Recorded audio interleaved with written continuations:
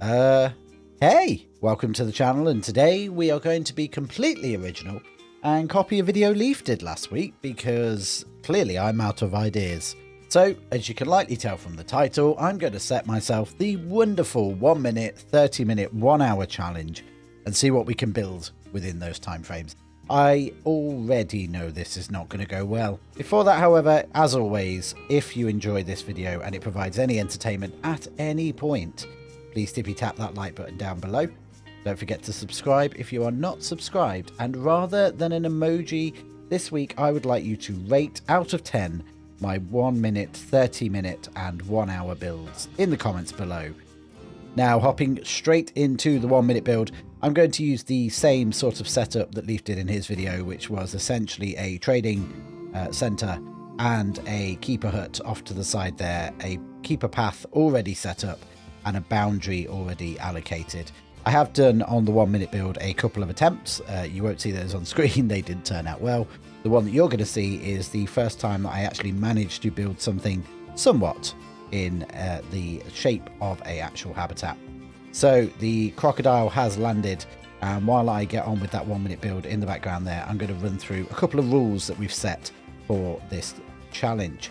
So first off, I'm not going to be using any blueprints. We're not going to have any blueprints whatsoever in the build. I have to build it to a reasonable level, although this 1 minute one isn't going to fall within that. And I've made it exceptionally harder for myself by using an animal that both swims and goes on land, so I can't just build a land-based habitat. 40 seconds into this build here, as you can see, things are not going great. I've managed to get an outer boundary down so he can't escape, but that's about it. I'm just going to place down some enrichment items, try to get it finished up, and I think you will see as we sneak on into that final cinematic. Yeah, this is a crime against zoo care. And there we go, lovely bit of glass, a barrier a child could climb over. Water the crocodile can't quite reach, in fact it's more just like a empty puddle, and some clear issues with the actual enclosure. Luckily the saltwater crocodile has such a large hitbox, he will never fit through these gaps. I think I did really well. 1 minute silliness aside, however, we're going to move on to our 30-minute build, and I wanted this to be essentially an idea I've had kicking around for a while. In fact, both this and the 1 hour build end up in that same manner, where I wanted to build something, it just doesn't fit in any of the zoos I've made. So we're starting off by dropping the guest path down and building ourselves a nice curved piece of glass at the front. We're going to hide those poles using some faux trees. And I actually, to be fair, I enjoyed this 30-minute build, not because the result is spectacular, it is far from it, but it actually gave me an idea of how long I should be spending to get a certain level of quality. A lot of my builds take a considerable amount of time, multiple hours, for wildlands and for a lot of the other videos you've seen built up on the channel here. And quite often I put a night aside to get a build done, and I look back, it's been 3 hours and I'm only 15% of the way through. So it's probably a good practice to do these every now and then, just to really stretch yourself, but also you start to pick up on areas that could feasibly be ignored because they're just not visible in the final build.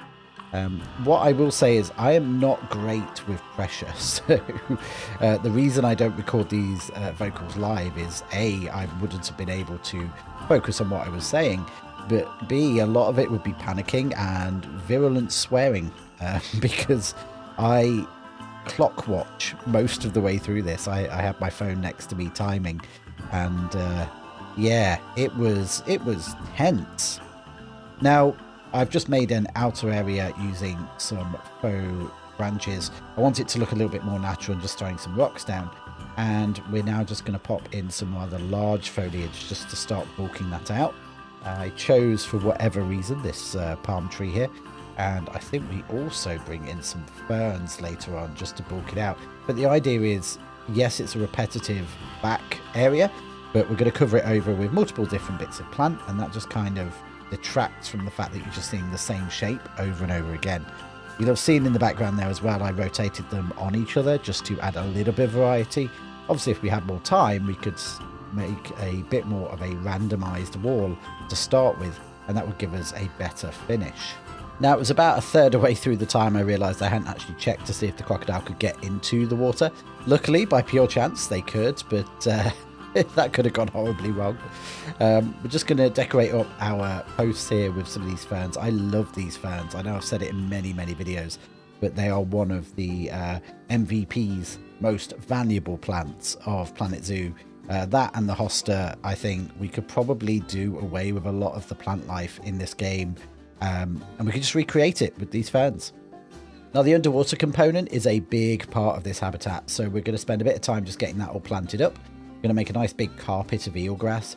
Lately, the last couple of videos I've made, I've really been feeling the eelgrass, and I haven't really used it before.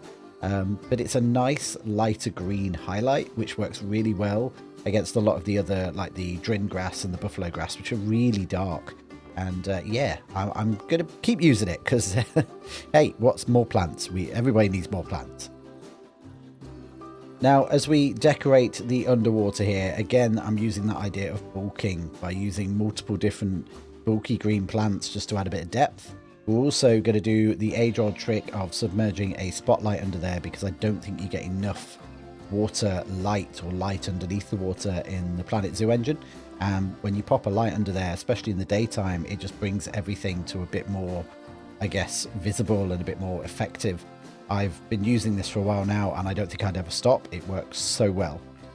As we headed into the last 10 minutes, I sort of hit a bit of a panic button and realised I needed to actually make it a proper habitat.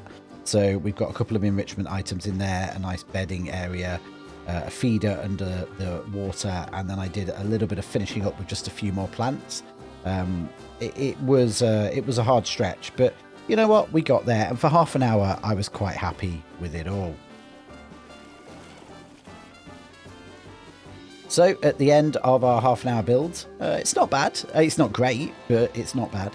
There was a lot of stuff I kind of wanted to still finish off, and I hate leaving things unfinished. So what I've now gone ahead and done is I've jumped into extra time. So I decided I'd give myself half of the original time as a bit of extra time. So in this case, 15 minutes just to run through and tart up the habitat. We're going to do that by adding a bit more variety of plants, bulking out that back area so it's less repetitive, bringing in a couple of rocks just to cover over some of the bits we don't want to see, and also decorate a bit of the guest path out the front, along with just finishing some more planting within. And to be fair, all of this is very much stuff that I have done pretty much any time I make a water-based habitat in any of my other series. It's just those little finer details that just make those cinematics all that better. And as you can see here, it just boosts it a little bit, but it's not really fundamentally changing anything. It's just adding that last little bit of detailing. And I was happy with it after that. It kind of sat a little bit better for me.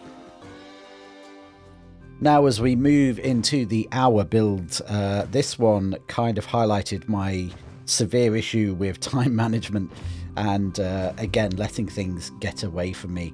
I actually had 2 attempts at this, and the first one failed so spectacularly I had to sort of go back to the drawing board because I think I was being a little bit too ambitious. Even with this attempt, though, I still ended up quite ambitious. And what I wanted to do, again, it was something I originally had planned a version of for Namoy Bay way back in the day, where we have this giant sort of, it's not even Roman, but sort of Roman, I don't know what you'd call it, sort of very classical style building, and this sort of ornate pond where the crocodiles would live. It had never planned to be the saltwater crocodile, but I thought I'm never likely to actually make this into a proper habitat, so why not take this opportunity to finally get it down into a zoo and give it a go. So we're going to create a basic map layout here by we've built out our lake, we've built out our indoor area, and now we're going to build a building around it. And there's one thing that I really don't like, and I've said this time and time again, is building without a plan in Planet Zoo, which is ironic considering my day job is all about planning buildings. It's one of those where if I'm doing things in a different way to how I do it in the real world, it just doesn't work. And I think this building is kind of a testimony to that. It turned out okay, but if I'd have sat down with a pencil and paper and just started drawing, I think I would have made a much better building. And and really worked out a nice looking building, we would have had something much more spectacular.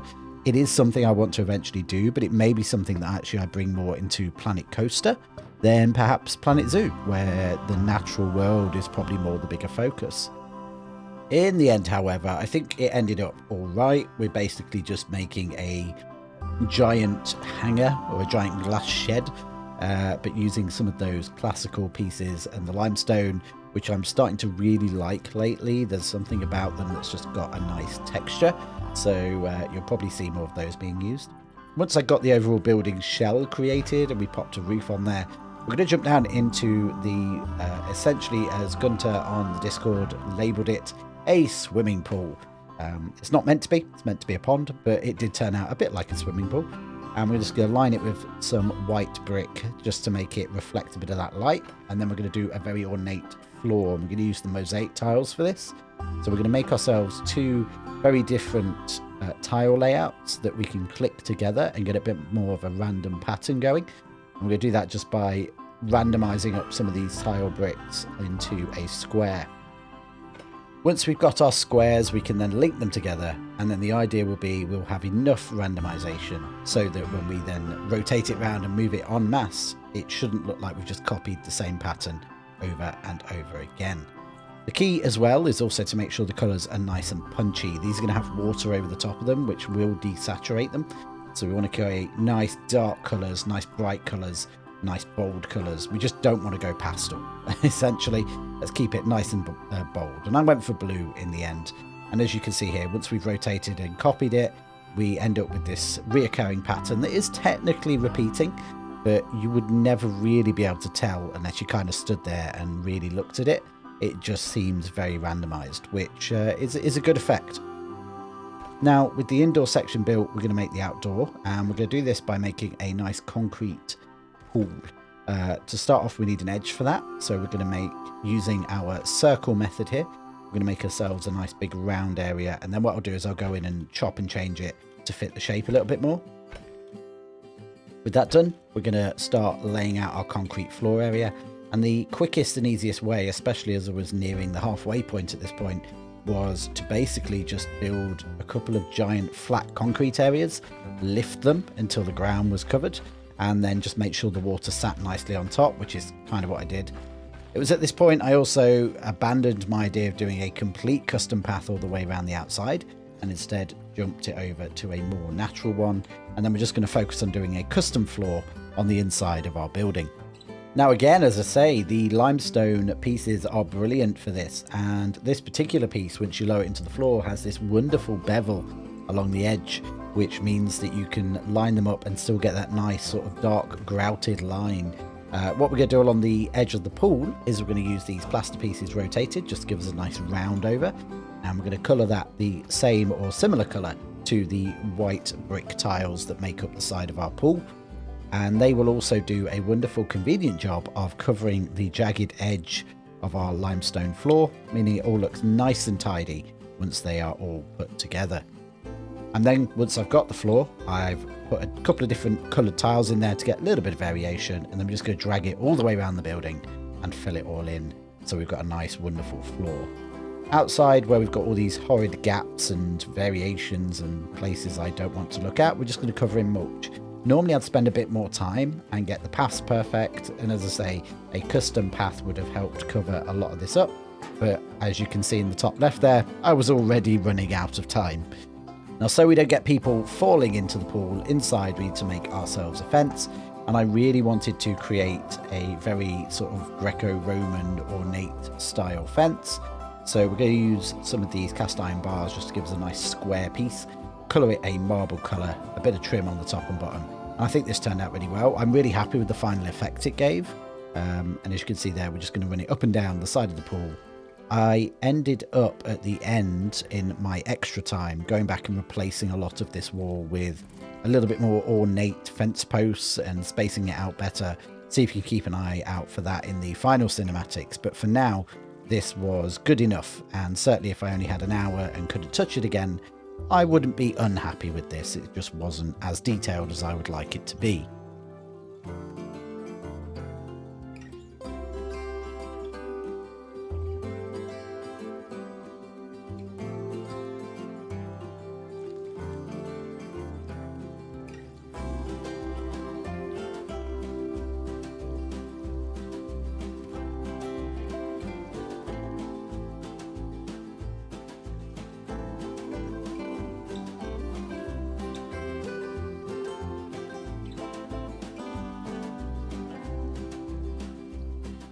Now with 15 minutes left, or just short of 15 minutes left, I jumped outside and started to put down some more natural stuff in and around the enclosure. So the only real natural area inside the habitat is this little island here, and the pig face is such a wonderful plant for ground texturing. It's low, it doesn't stop traversability, and it's that wonderful dark green colour which really just contrasts with a lot of the other oversaturated colours that come with the texture palette in Planet Zoo. We're also going to use these silver ferns because the bigger one looks like a tree, the smaller one looks like a bush, and the little one looks like a weed, which means just using one plant you can get quite a diverse range of height and shape. Again, in somewhat of a panic, I realised I hadn't put any of the enrichment items in, so we've gone and put a couple of bedding jetties to make sure they go down into that deeper area, as well as some enrichment items on the island. Blood pumpkin there, there's also a blood bowl, and a little fish feeder down the bottom there.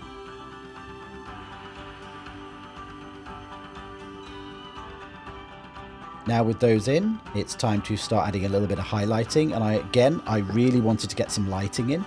So we're going to do this in the same way that you'd find in those really expensive hotel resort swimming pools, where we're going to use the spotlights along each side just to add a bit of colour to the water, but just really to highlight that floor. That floor is there to be looked at, and we want to make sure it shines. So I'm just setting up a couple of lights, going to run them down each side. And what we're going to do is we're going to double these up and rotate them around and then have them offset to each other. So you get these wonderful beams of light jumping across the bottom of the pool. It'll also help highlight the crocodiles.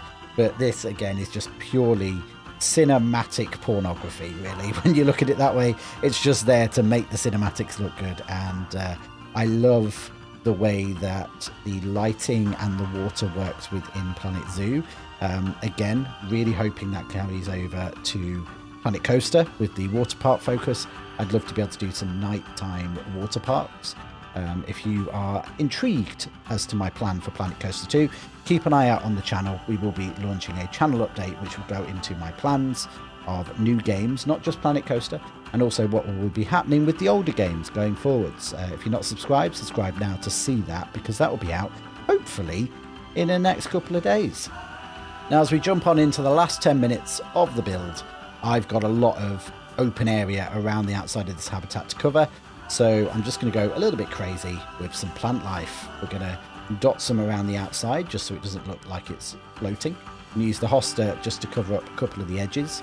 And this, again, just linking back to what I was saying earlier, I have 8 minutes left and I'm worried about the exact location of the hoster and whether it's rotated right, which you might say is a great attention to detail. I say is utterly stupid in an hour's build where you only have 8 minutes left. So yeah, this is why things got hectic. And in the end, I had to admit defeat and bring in the good old creosote hedge, because it's just such a good gap filler. It doesn't look out of place, it fills that space up and it makes these little peepholes into the habitat. So it worked really good, but it really has no business being here. But hey, it works, and I can't complain at that point, can I? Now, with all the gaps filled, that's where we're left. That's the end of our 1 hour build. It's not great. I'm probably more harsh on it than other people are. Yeah, again, I don't like unfinished habitats. It didn't turn out too badly. I like that it works. I like that the crocodiles use it and can get everywhere, and it's not too restrictive, but it's missing a lot of detail that I would have otherwise put in. So it is with that in mind that I then, like with the other habitat, went into half an hour extra time and added a chunk of extra detail, which, as we move on into those cinematics, I think you'll agree really does help. We've got extra planting and benches down each side there for the guests to sit on and enjoy our giant swimming pool greenhouse that's full of crocodiles. As well as all this extra foliage dropping down on the inside. These are just hostas and ivy mixed together, which turned out really well. And I think had I spent more time, and I probably will in a future build on another build, yeah, by bulking those out more to make them more of a statement sort of climbing plant. But I think it worked really, really well. The crocodiles love it. I mean, of course they do. It's a giant swimming pool. Who wouldn't? But the lighting and the views of that just really, they capture a lot more what I had in mind. On the outside here, you can see we've employed a gardener and got the lawns mowed. We've put some fences up around the side. I rejigged the paths a bit to get rid of the holes. Overall, I'm a lot happy with it, and I would love to hear your opinion on my 3 builds. Was it awful? Did you laugh? Did you cry? Did you want to tear your eyes out and never touch Planet Zoo again? Let me know in the comments below. I value everything. Other than that, if you're not subscribed, please make sure to tippy tap that subscribe button. It really helps the channel out, as does hitting that like button. And I'm going to leave you with this wonderful shot of a crocodile enjoying his summer pool. And I will see you next time. Goodbye.